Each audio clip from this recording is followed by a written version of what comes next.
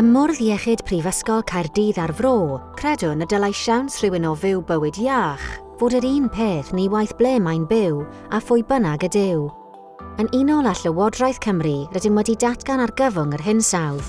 Mwyn i'r Bwrdd Iechyd gyrraedd a rhagori ar y targedau lleihau carbon presennol, mae angen i ni gymryd camau leihau ein heffaith trwy ymgorffori egwyddorion cynaliadwy ym mhopeth awnawn.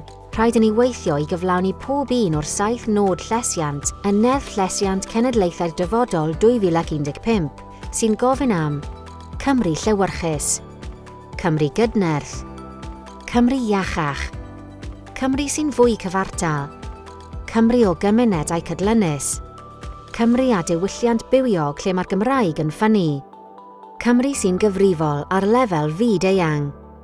Yn unol â'n strategaeth llunio ein llesiant i'r dyfodol, byddwn yn lleihau niwed, gwastraff ac amrywiad yn gynaliadwy gan wneud y gorau o'r adnoddau sydd ar gael i ni ac rydym wedi datblygu cynllun gweithredu cynaliadwyedd manwl sy'n cynnwys 8 maes allweddol.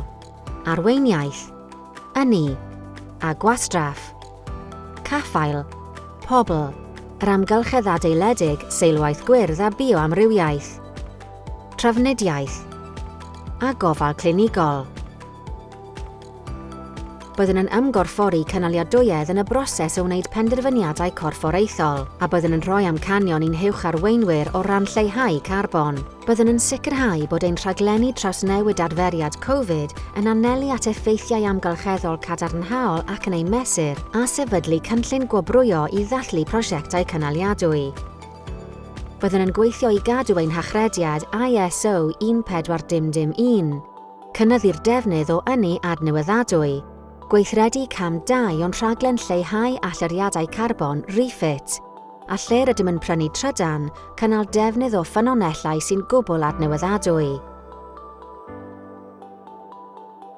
Byddwn yn parhau anfon dim gwastraff i safleoedd tirlenwi, anelu at hanner i gwastraff bwyd erbyn 2025, a byddwn yn annog ailgylchu ymhlith ein staff, cleifion ac ymwelwyr ar draws ein holl safleoedd.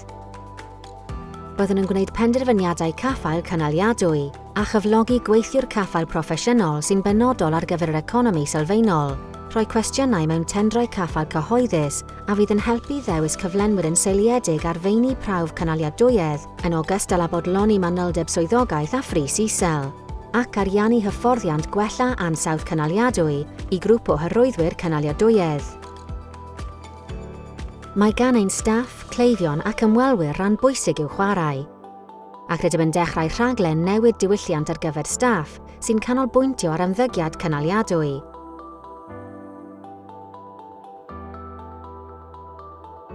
Bydd pob adeilad newydd ac eiddo sy'n cael ei adnewyddu ar raddfa fawr mor gynaliadwy a phosibl a bydd mannau allanol yn iach, yn wyrdd ac yn fioamrywiol. Byddwn yn cefnogi ac yn annog cerdded, beicio a thrafnidiaeth gyhoeddus i'n safleoedd, a'r newid i gerbydau trydan fel rhan o'r siarter teithio iach, ochr yn ochr a gweithio hyblyg. Byddwn yn edrych ar sut y gallwn fesur ansawdd aer fel mater o drefn yn Ysbyty Athrofaol Cymru ac Ysbyty Athrofaol Llandochau.